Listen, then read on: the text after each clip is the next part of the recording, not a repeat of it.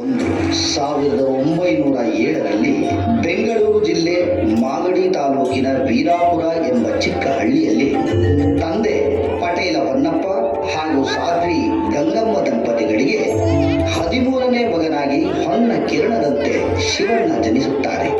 ಹೊನ್ನಪ್ಪನವರು ಸಿರಿವಂತರಾಗಿದ್ದರಲ್ಲದೆ ಕೃಷಿ ಕಾಯಕ, ಅನ್ನ ಸಂತರ್ಪಣೆ, ಕಾವ್ಯ ಪಠಣ ಇಂಥ ಕಾರ್ಯಗಳಿಂದ ಜನಪ್ರಿಯರಾಗಿರುತ್ತಾರೆ. ಪತ್ನಿ ಗಂಗಮ್ಮ ಮಕ್ಕಳನ್ನು ಸಂಸ್ಕಾರವಂತರನ್ನಾಗಿ ಬೆಳೆಸಿದ ಸದ್ಗೃಹಿಣಿ. ಮಗ, ಕಾಲ್ ನೋಯ್ತಿದೀಯಾ? ಇಲ್ಲ ಕಣವ, ಜಾಣ ಮರಿ. ಪುಟ, ನೀನು ಸಿದ್ಧಗಂಗಾ ಬೆಟ್ಟ ನೋಡ್ದಲ್ಲ, ಸಣ್ಣಾಗೈತೆ ಅಲ್ವಾ? ಓ, ಸಣ್ಣಾಗೈತೆ. ಅವ್ವ, ಮೊನ್ನೆ ಶಿವಗಂಗೆ ನೋಡಿದ್ವಲ್ಲ, ಅವನು ಶಿವ ಅಲ್ವಾ? ಹ್ಞೂ ಕಣ ಮಗ. ಇವತ್ತು ಸಿದ್ಧಗಂಗೆ ನೋಡಿದ್ವಲ್ಲ, ಅವನು ಶಿವ ಅಲ್ವಾ? ಹ್ಞೂ ಕಣ ಮಗ, ಅವನು ಶಿವನೇ. ಅವನ್ ಬೇರೆ ಶಿವ, ಇವನ್ ಬೇರೆ ಶಿವನಾ? ಇಲ್ಲ ಮಗ, ಇಬ್ರು ಒಂದೇ ಶಿವ. ಅದೇಂಗೆ? ಅದು ಅಲ್ಲೈತೆ, ಇದು ಇಲ್ಲೈತೆ. ಮಗ, ಶಿವ ಅಲ್ಲೂ ಇರ್ತಾನೆ, ಇಲ್ಲೂ ಇರ್ತಾನೆ, ಎಲ್ಲರೂ ಇರ್ತಾನೆ. ಅವನು ಇಲ್ಲದೆ ಇರೋ ಜಾಗನೇ ಇಲ್ಲ. ಹೌದಾ? ಸಿದ್ಧಗಂಗಾ ಮತ್ತೆ ಶಿವಗಂಗೆನಲ್ಲಿ ದೊಡ್ಡ ದೊಡ್ಡ ಮಹಾತ್ಮರು, ವಿರಕ್ತರು ಎಲ್ಲ ತಪಸ್ ಮಾಡಿ ಶಿವನ ನೋಡಿದ್ರಂತೆ ಕಂದ. ಹೌದಾ? ಅದಕ್ಕೆ ಮಗ, ನಾವ್ ಆಗಾಗ ಅಲ್ಲಿಗೆ ಹೋಗ್ತಿರ್ಬೇಕು. ಆಗ ನಮಗೂ ಪುಣ್ಯ ಬರ್ತೈತೆ. ಹೌದಾ? ನೋಡ್ ಮಗ, ಇದೆಲ್ಲ ನಿಂಗೆ ಈಗಲೇ ಅರ್ಥ ಆಗಕ್ಕಿಲ್ಲ. ನೀನ್ ದೊಡ್ಡವರಾದ್ಮೇಲೆ ಎಲ್ಲ ತರತಾನೆ ಅರ್ಥ ಆಯ್ತದೆ, ಆಯ್ತಾ? ನಂಗೀಗ ಒಂದ್ ಕತೆ ಹೇಳು. ಯಾವ ಕತೆ ಹೇಳಿ? ಇವತ್ ನಾವು ಸಿದ್ಧಗಂಗೆ ಬೆಟ್ಟಕ್ಕೆ ಹೋಗಿದ್ವಲ್ವಾ, ಅಲ್ಲಿ ಒಂದ್ ಗಂಗಾಮತ್ತೆ ನೋಡಿದ್ವಲ್ವಾ, ಅವಳಲ್ಲಿ ಹೇಗ್ ಬಂದ್ಲು, ಆ ಬೆಟ್ಟಕ್ಕೆ ಸಿದ್ಧಗಂಗೆ ಅಂತ ಹೆಸರು ಹೇಗ್ ಬಂತು ಅನ್ನೋ ಕತೆ ಹೇಳ? ಸರಿ ಕೇಳಿ. ಹಿಂದೆ ಗೋಸಲ ಸಿದ್ದೇಶ್ವರರು ಅಂತ ದೊಡ್ಡ ಋಷಿಗಳಿದ್ರಂತೆ. ಒಂದ್ಸಲ ಅವ್ರು ತಮ್ಮ ಶಿಷ್ಯರ ಜೊತೆಗೆ ಅಲ್ಲಿಗೆ ಹೋಗಿ ತಪಸ್ ಮಾಡ್ತಿದ್ರಂತೆ. ಹಿಂಗೆ ಒಂದ್ ರಾತ್ರಿ ತಪಸ್ ಮಾಡ್ತಾ ಕೂತ್ಕೊಂಡಿರುವಾಗ ಒಬ್ಬ ವಿರಕ್ತನಿಗೆ ತುಂಬಾ ಬಾಯಿಲ್ಟಿ ಆಗುತ್ತಂತೆ. ಆಗ ಅವನಿಗೆ ಅಲ್ಲಿ ಕುಡಿಯೋಕ್ ನೀರೇ ಸಿಗ್ಲಿಲ್ವಂತೆ. ಯಾಕಂದ್ರೆ ಅದು ಸುತ್ತ ಬೆಟ್ಟ ಅಲ್ವಾ, ಅದಕ್ಕೆ ಸಿಗ್ಲಿಲ್ವಂತೆ.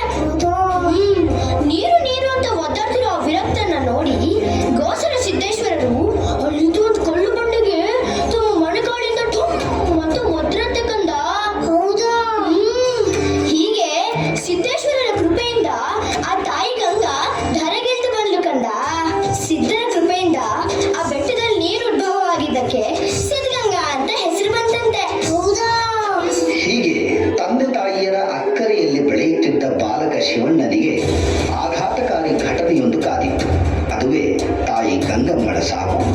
ತಾಯಿಯನ್ನ ಕಳೆದುಕೊಂಡ ಶಿವಣ್ಣ ತಂದೆ ಮತ್ತು ಅಕ್ಕನ ಆರೈಕೆಯಲ್ಲಿ ಕನ್ನಡ ಮತ್ತು ಇಂಗ್ಲಿಷ್ ಲೋಯರ್ ಸೆಕೆಂಡರಿ ಪರೀಕ್ಷೆಯಲ್ಲಿ ಉನ್ನತ ಶ್ರೇಣಿಯಲ್ಲಿ ತೇರ್ಗಡೆಯಾಗಿ 1922ರಲ್ಲಿ ತುಮಕೂರಿಗೆ ಬಂದ ಶಿವಣ್ಣ ಅಲ್ಲಿನ ಸರ್ಕಾರಿ ಹೈಸ್ಕೂಲಿಗೆ ಸೇರಿ ಒಂದು ಕೊಠಡಿಯನ್ನು ಬಾಡಿಗೆಗೆ ಹಿಡಿದು ತಾವೇ ಅಡಿಗೆ ಮಾಡಿಕೊಂಡು ಊಟ ಮಾಡುತ್ತಾ ಹೈಸ್ಕೂಲ್ ವಿದ್ಯಾಭ್ಯಾಸ ಮುಂದುವರಿಸುತ್ತಾರೆ.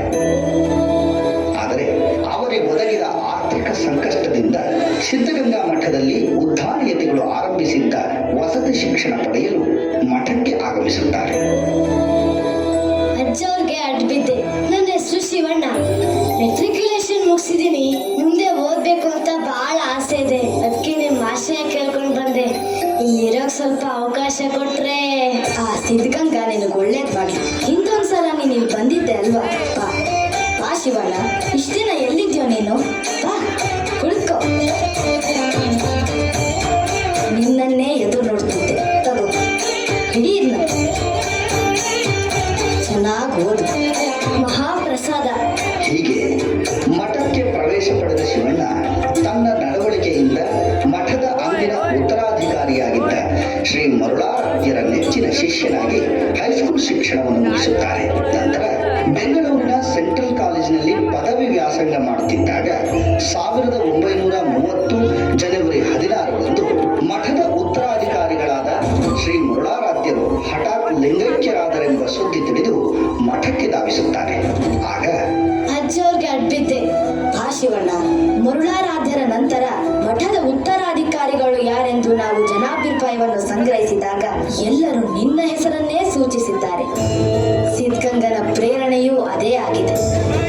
ನಿನ್ನ ಅಭಿಪ್ರಾಯವೇನು? ಗುರುಗಳ ಆಜ್ಞೆ.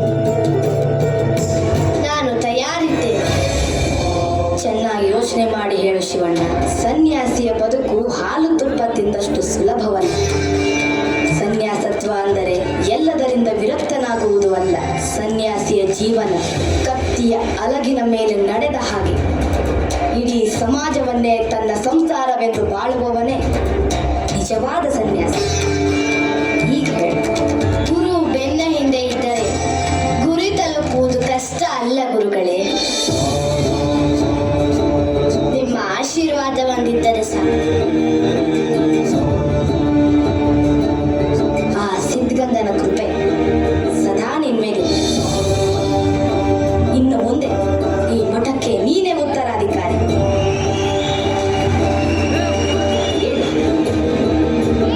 ಶಿವಣ್ಣ,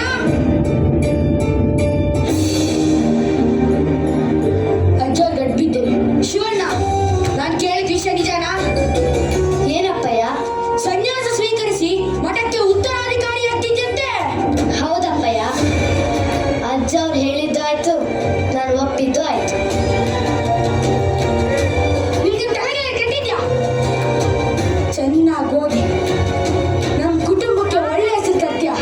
ಆಮೇಲೆ ನಿಂಗೆ ಲಗ್ನ ಮಾಡಿ ನೆಮ್ಮದಿಯ ಕಣ್ಮುಚ್ಚನ ಅಂತ ಕನ್ಸ್ಕೊಂತಿದ್ರೆ ಸನ್ಯಾಸಿ ಆಗ್ತೀನಿ ಅಂತಿದ್ದೆಲ್ಲ.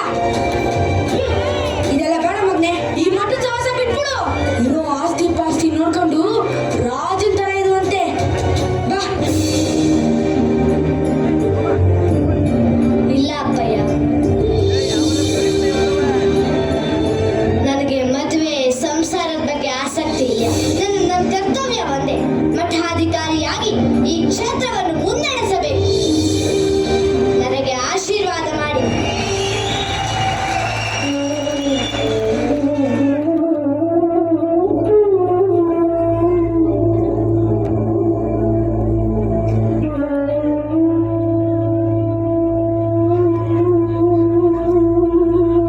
ಸಿದ್ಧಗಂಗಾ, ಸಿದ್ಧಗಂಗಾ,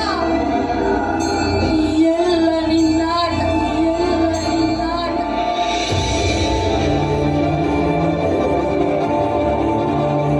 ಶಿವಣ್ಣ, ಇನ್ನೊಂದ್ಸಲ ಸರಿಯಾಗಿ ಯೋಚನೆ ಮಾಡು. ನಾನು ನಿರ್ಧಾರ ಮಾಡಿದ್ದೀನಿ ಗುರುಗಳೇ. ನನಗೆ ವಿದ್ಯುಕ್ತವಾಗಿ ಈಗಲೇ ದೀಕ್ಷೆ ಕೊಡು. ಇಲ್ಲವೆಂದರೆ ಸಂಬಂಧಿಕರ ಕಾಟ ತಪ್ಪುವುದಿಲ್ಲ.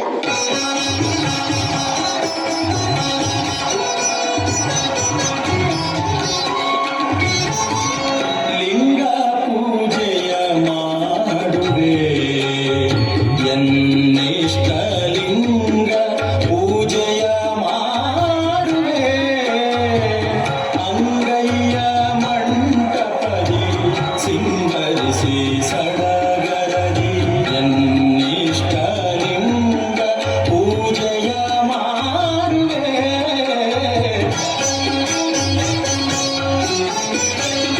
ಹೊತ್ತು ಹುಟ್ಟದ ಮುನ್ನ ಮೇಲೆತ್ತು ಮೈದೊಳೆದು ಬಿತ್ತರದ ಮೊಸರಲ್ಲಿ ಭಸ್ಮಲೇಪನಗೈದು